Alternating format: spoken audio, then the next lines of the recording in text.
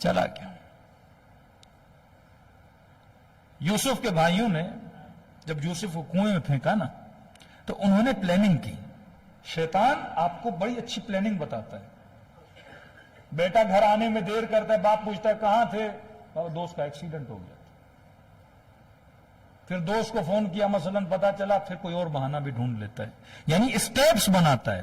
یہ پوچھے گا تو یہ بولوں گا, وہ پوچھے گا تو وہ, جہاں یہاں پکڑا گیا.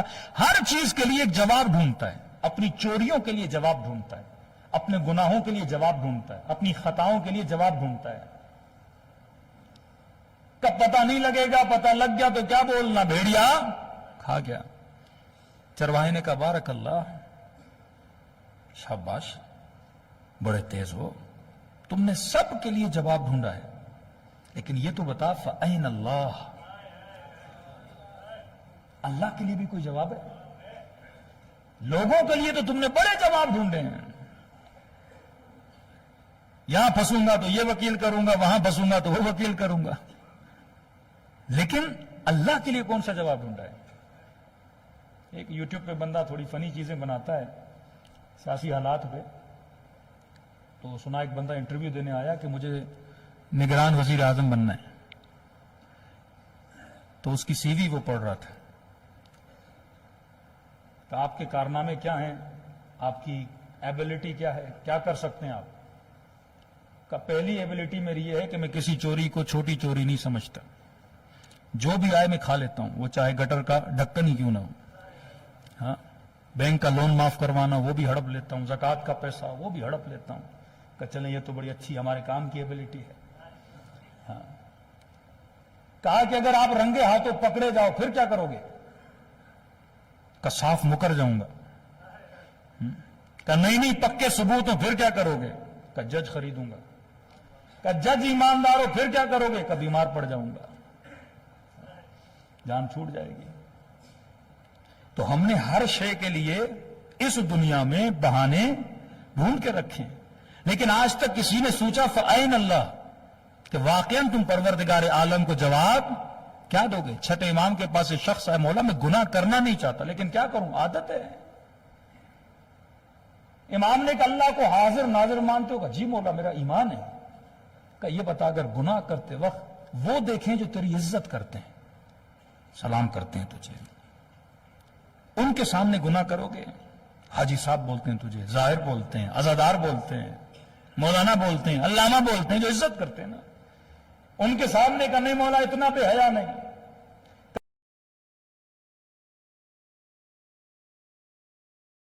آج جن کی تو عزت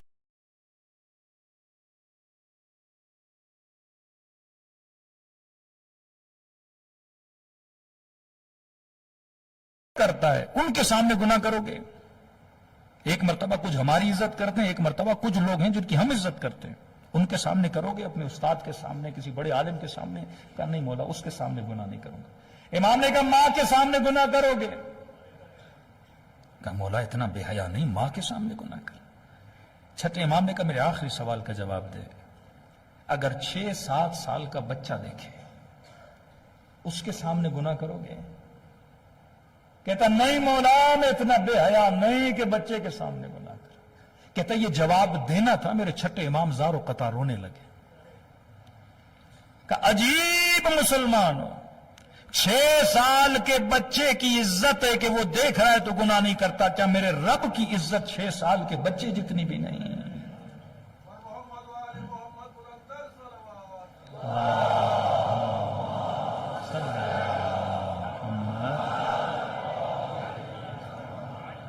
یہاں تیرا ایمان ہے خدا دیکھ رہا ہے, یہاں تیرا ایمان نہیں ہے.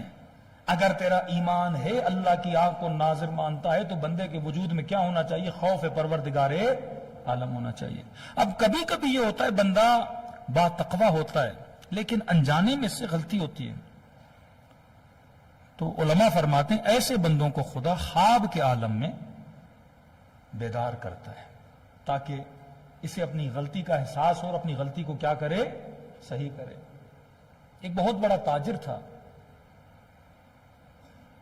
بیواؤں کی مدد کرتا تھا، یتیموں کی مدد کرتا، بچیوں کی شادیاں کرواتا، لوگوں کے گھروں میں راشن بیچتا، یعنی پورے اہل علاقہ میں مشہور تھا کہ اس سے بڑا کوئی خیر نہیں۔ ایک دن یہ رات کو سو گیا، خواب کے عالم میں اس نے دیکھا کہ یہ مر گیا ہے اور اس کا حساب و کتاب ہو رہا ہے۔ ملائکہ اس کا سارا چیک کر رہے ہیں، تم نے یہ اچھائی کی، تم نے یہ اچھائی کی، کہ سب کچھ چیک ہو کے مجھے کیا بولا، اب آپ فری ہو جنت میں جانے کے لیے، آپ کا حساب کلیئر ہے۔ کہتا بڑا خوش ہوا، الحمدللہ حساب کلیئر ہوا اور مجھے جنت کی طرف بھیجا جا رہا ہے۔ انہوں نے کہا کہ بس آگے بڑھو گے، یہ چھوٹی 3-4 پہاڑیاں ہیں، ان کو کراس کرو گے اور آگے کیا ہے، جنت ہے۔ میں نے کہا بڑی بات نہیں ہے، چھوٹی پہاڑیاں تھیں، بالکل چھوٹی پہاڑیاں، کہ بس یہ 3-4 پہاڑیاں پار کرو اور آگے جنت کا راستہ ہے، سیدھا جنت ہے۔ اب اس کا کام کیا تھا، یہ تاجر تھا، کیا بیچتا تھا، چنے، بڑی مقدار میں، ہول سیل کا اس کا بزنس تھا، مارکیٹ میں چنے بیچتا تھا۔ اب کہتا ہے جب پہاڑی کے قریب پہنچا تو میں نے کیا دیکھا، یہ پہاڑیاں مٹی کی نہیں ہیں، چنوں کی ہیں۔ مٹی کی پہاڑی ہو تو بندہ چڑھے اور پہاڑی کو کراس کر کے آگے بڑھ جائے، اب چنے کی پہاڑی کا مطلب یہ پاؤں رکھتا پاؤں اندر چلا جاتا۔ کہتا ہے کوشش کرتا رہا اب چنے پہ کیا چڑھے بندہ، ہاں ایک چاول کا پہاڑ ہو، چنے کا پہاڑ ہو تو بندے کا پاؤں ہی اندر چلا جائے، کوئی محکم چیز ہو تو بندہ اوپر بھی چڑھ پائے نا۔ کہتا بڑی کوشش کی، پہاڑی پہ چڑھائی نہیں، اور اسی کوشش کرتے کرتے نیند سے اٹھ پڑا۔ 5 منٹ کے لیے سوچا یہ کیا خواب تھا، حساب کلیئر ہے، جنت تیرے سامنے ہے، لیکن جانے کے لیے پہاڑیوں کو پار کرنا پڑتا ہے، اور پہاڑیاں چنے کی اور میرا بزنس کون سا ہے، چنے کا ہے۔ پریشان ہوا، مارکیٹ میں آیا، کتاب اٹھائی، حساب و کتاب کیا، کہیں کسی کا قرضہ، کہیں کسی کے پیسے تو نہیں ہے میں نے دینے، بڑا حساب کیا، کوئی چیز نظر نہیں آئی۔ شاگرد کو بلایا، میں نے کہا صحیح سی بتا، تم نے خرید و فروش میں، بیچنے میں کوئی کم و بیشی تو نہیں کی؟ کہا نہیں استاد جی ہر چیز صحیح بک رہی ہے، یہ لکھا ہوا اتنا بیچا، کہ نہیں صحیح بتاؤ، کہیں 2 گرام بیچنے میں تو کمی بیشی نہیں کی ہے؟ کہتے ہاں استاد جی ایک کام ہم کرتے ہیں۔ کہ کیا کرتے ہیں؟ کہ بیچتے وقت ہم چنوں کو پانی لگاتے ہیں، زیادہ نہیں، 100 گرام وزن بڑھ جاتا ہے، یعنی 1 کلو بیچنا ہو تو 100 گرام پانی ہوتا ہے، 900 گرام چنے ہوتے ہیں۔ اس نے کہا بدبخت یہ کام کیوں کرتے ہو، مجھے نہیں بتایا؟ کب مرسوم ہے پورے بازار میں، ہم نہیں کرتے، بازار کا ہر چنے بیچنے والا کیا کرتا ہے، پانی لگاتا ہے۔ کہ تم نے ان سب کے ساتھ قیامت میں اٹھنا ہے یا علی بن ابی طالب کے ساتھ اٹھنا ہے تمہیں؟ تمہارا امام کون ہے؟ عوام تمہارے امام ہے یا علی بن ابی طالب؟ یہ زمانہ تیرا امام ہے یا حجت خدا تیرا امام ہے؟ کہ اب جتنوں کو بیچا ہے وہ سارا پیسہ اس نے نکالا اور رد مظالم کی نیت کر کے اس نے راہ خدا میں دیا۔ یہ مت سمجھو اللہ کی دربار میں حساب و کتاب نہیں ہے۔ مسقال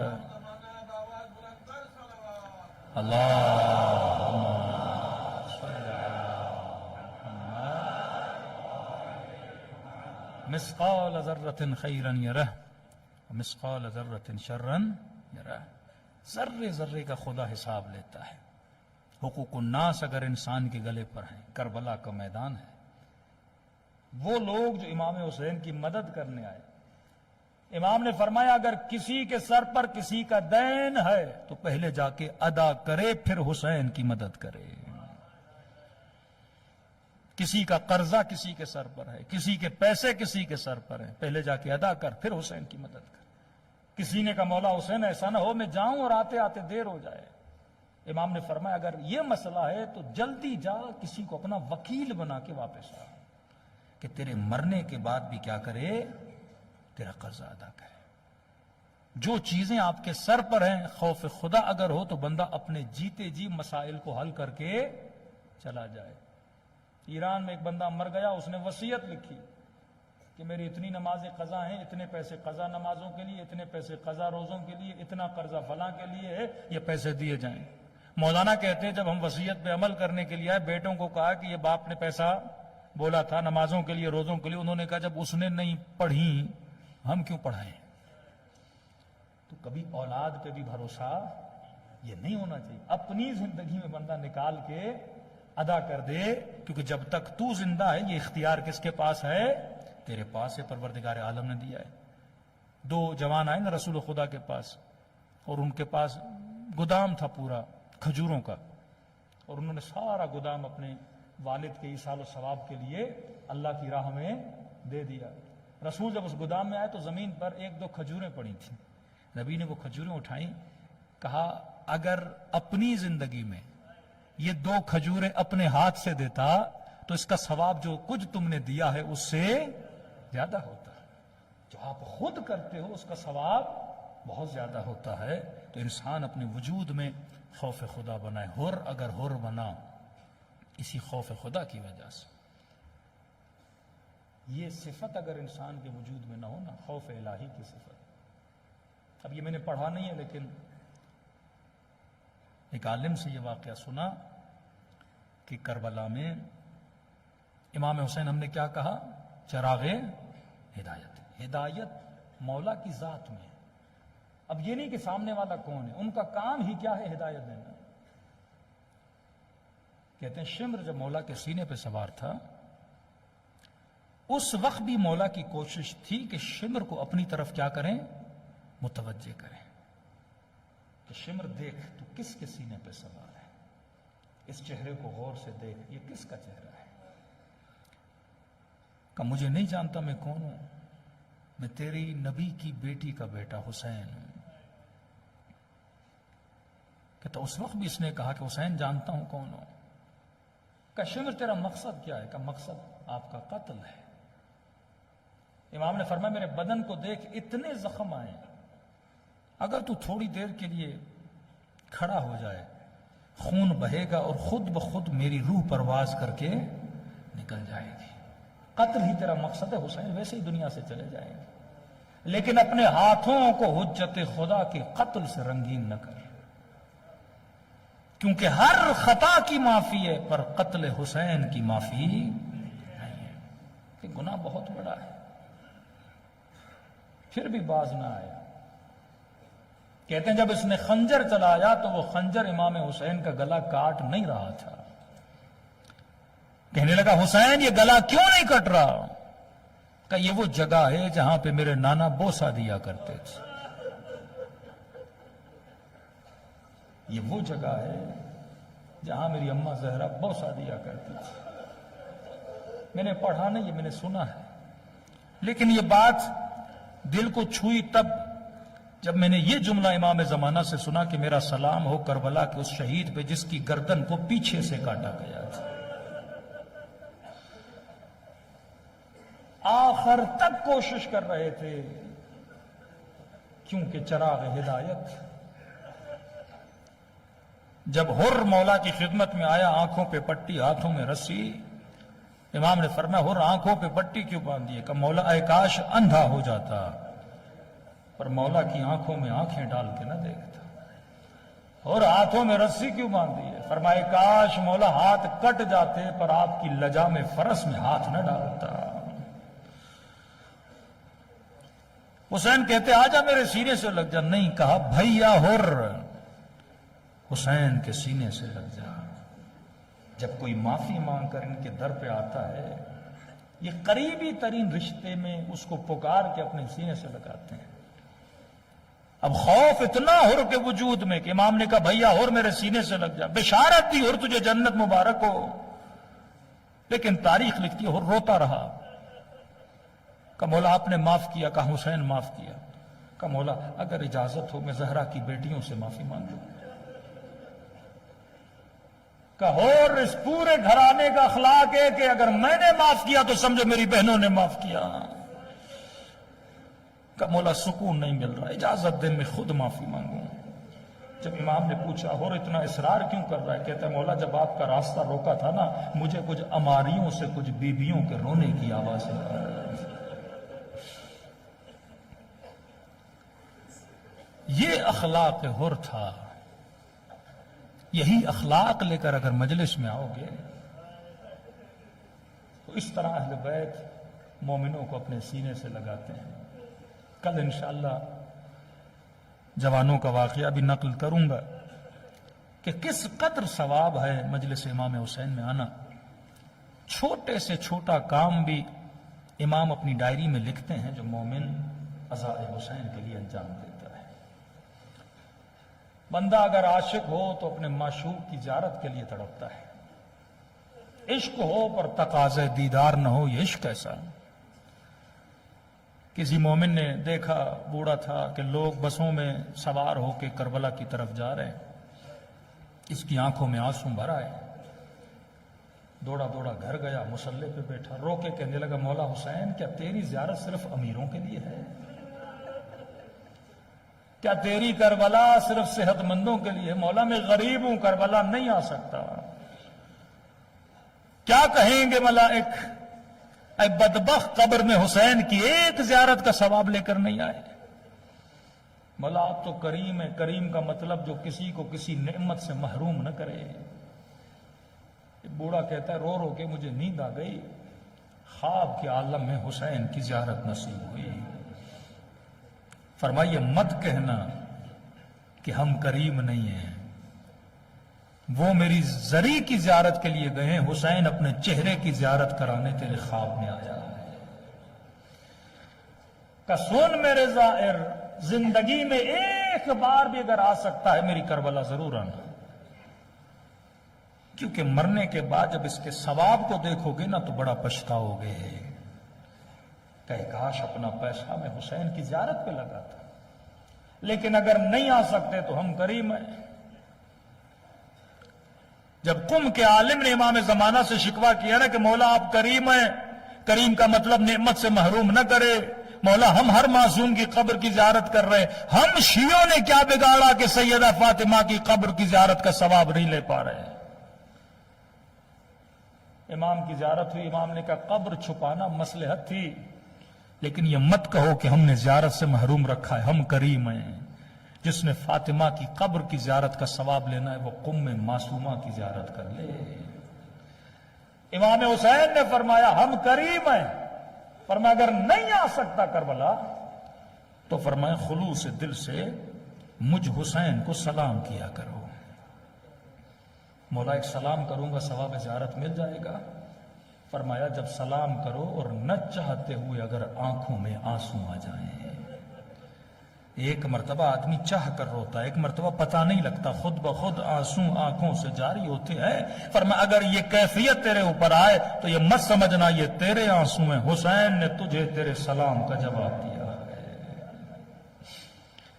मजलिस हुसैन, सवाब ज़ियारत हुसैन कमाने के लिए दिलों को करबला लेकर चलें, सलाम करें अपने मौला पर और कोशिश करें कि इस तरह सलाम करें जिस तरह करबला में बीबी ज़ैनब ने सलाम किया था।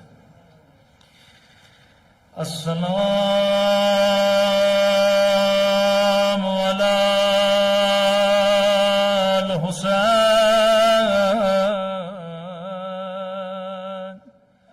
व अला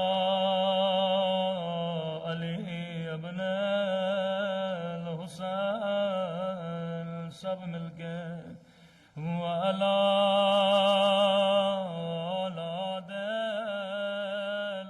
हुसैन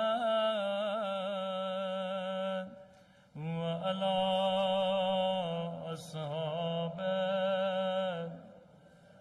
आवाज बढ़ा दें बारे दीगर। अस्सलाम अला हुसैन वाला अली इब्न वाला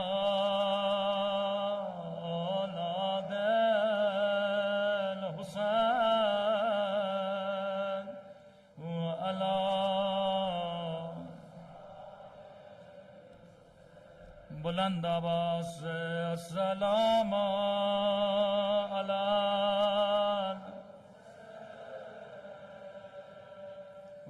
अला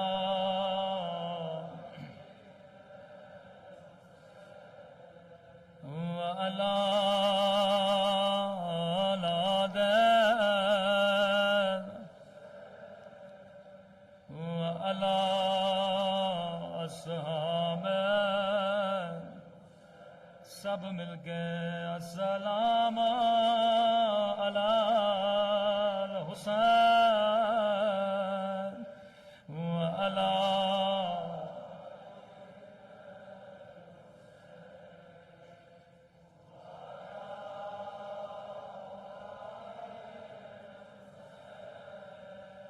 وعلی الصحابہ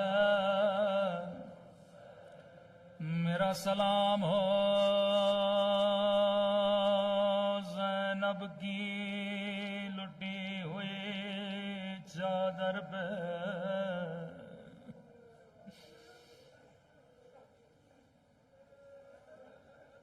میرا سلام ہو رباب کی اجڑی ہوئی گودی پہ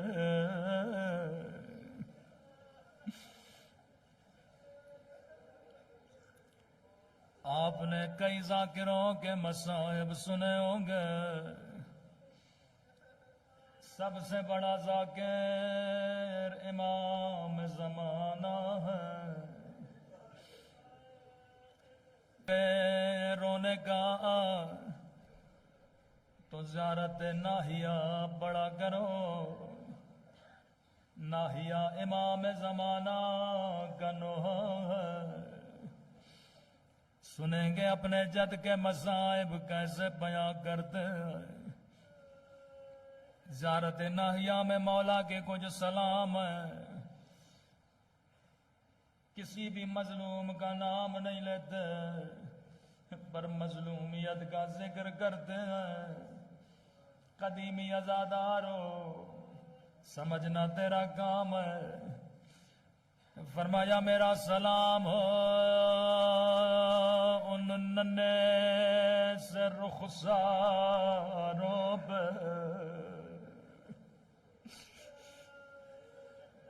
اللہ جانے یہ کس بی بی کے رخسار، نشانی خود بتاتی ہے۔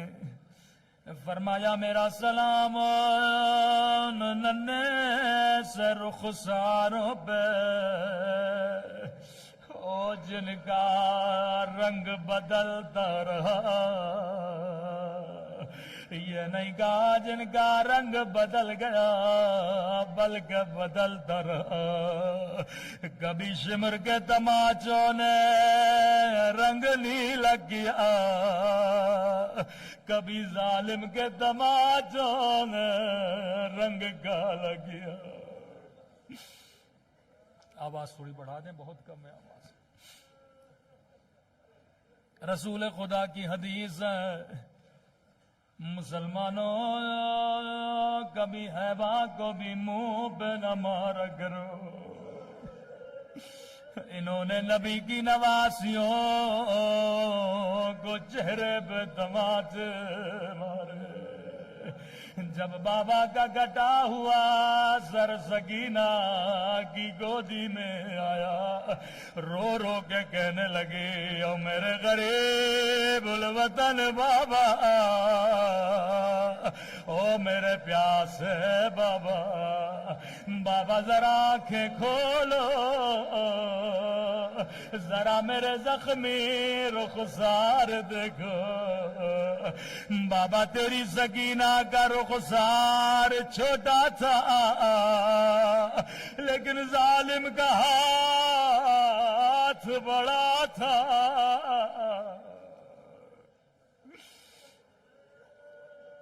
میں قربان ننھی سی بچی کی مظلومیت میں۔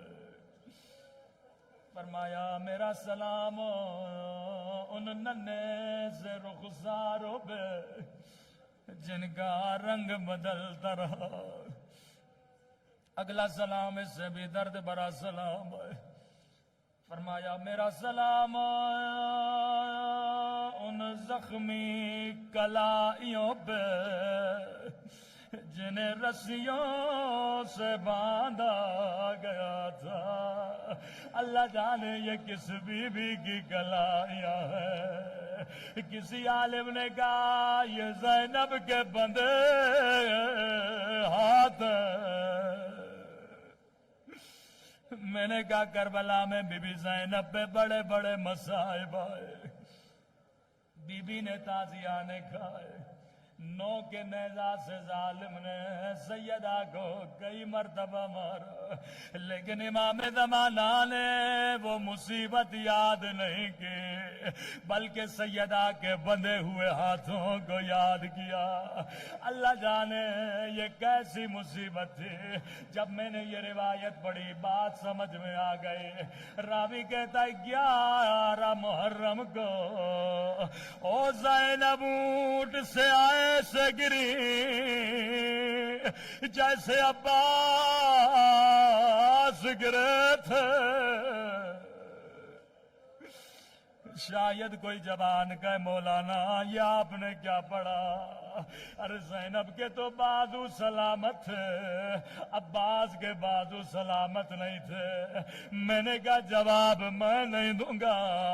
امام زمانہ فرماتے ہیں میرا سلام ہو میری ان پھپھیوں پہ اور جن کے بازو ان کی گردن سے بندھے تھے۔